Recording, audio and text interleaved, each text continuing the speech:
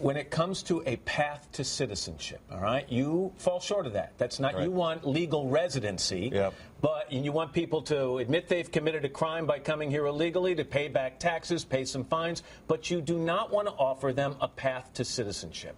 If they do all the things you've asked them, why not grant them that right to be an American? Because this, our proposal is a proposal that looks forward. And if we want to create an immigration policy that's going to work, we can't continue to make illegal immigration an easier path than legal immigration.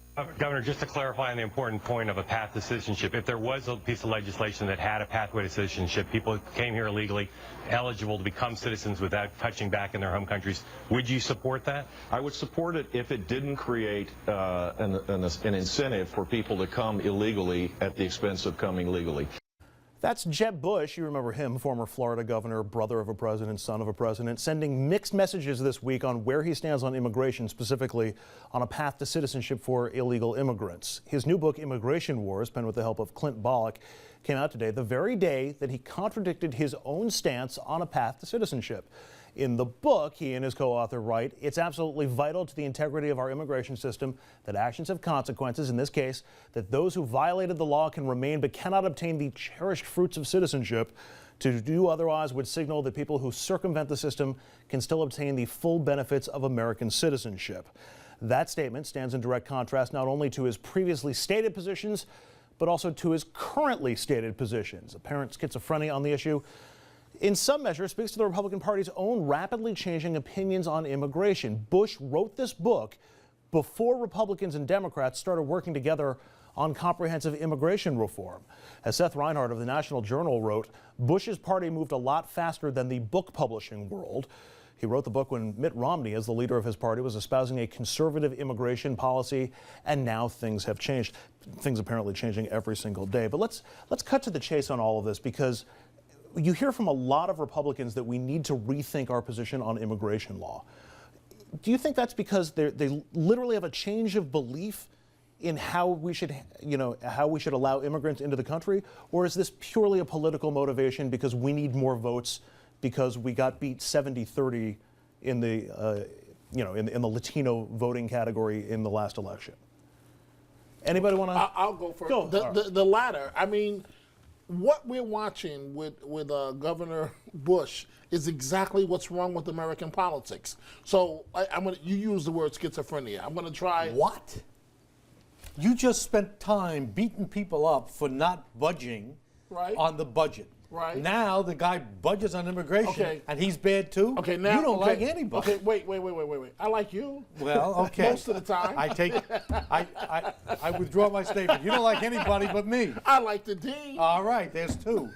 I like you. Thank you so much. But now, as I was saying, yes, this is exactly what's wrong with politics. Seriously, this is exactly what's wrong with politics, and we can agree to disagree. When the party was against immigration, and when the book was done, oh, I'm against it, I'm against it, I'm against it. But now that the party has changed, and they didn't have change to update the time to update the book, now he supports it because now his party is for it. I mean, it's pointing at the winds and seeing which way the polls are going. It's awful. Do you think it would work? I mean, I have a poll. If the Republicans did immigration and took the lead on immigration, a leadership role, 31% say they would be more likely to vote Republican, 58% said probably wouldn't have any impact, and 11% said it would be they would be less likely to vote Republican. Jeannie, it sounds like the party's change on immigration reform won't actually get them the votes they're looking for. You know, it may or it may not. It's hard to tell, but they have no choice. And I understand what Dominic is saying. It is in some people's minds when you look at it, you say, wow, they'll just flip-flop just to get votes. But in a democracy, that's the game. If you want to win elections and you're a political party, you have to get votes. They have to appeal. So this is part of that. And he, listen, does he want to run for president? There's some indications that he does. Is he a Republican? Absolutely. And the Republican Party, we heard John McCain say it not that long ago. They have no choice but to move in this direction if they want to get votes. The population, the changes in demographics in this country say that they must move. And it's not wholly bad if You have a party and you have elected representatives and elected officials or people seeking office who are trying to appeal to the public. That's not always a bad thing. You know, people say a lot about how, oh, you should stick to your convictions.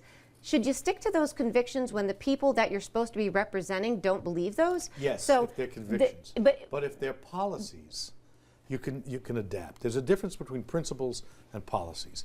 And for Dominic to spend the first third of the show beating up the Republicans in the House for not being willing to compromise, you finally get one of them to budge, and you dump it all over him too.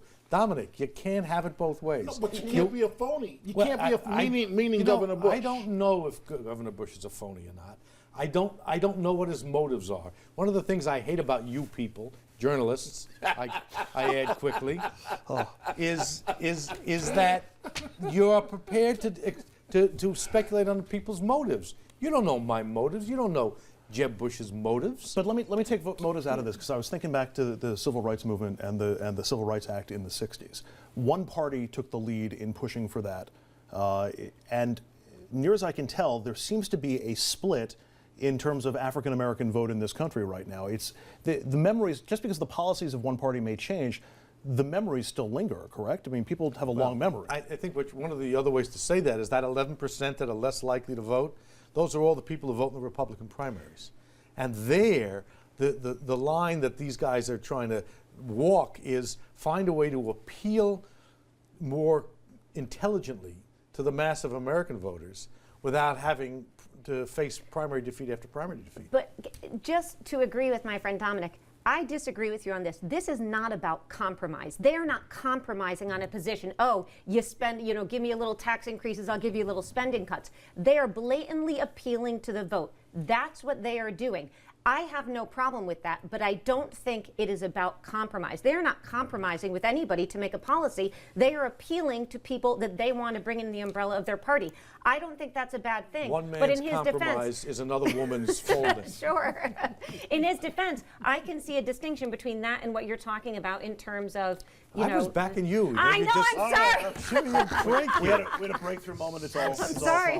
We're going to take a quick break. When we come back, we're going to get into drones and ask if drone strikes are ethical and if they're actually helping us in the long run. We're going to talk to an expert on drones who will explain how those attacks might be fostering anti-American sentiment abroad. That's next. Stay with us.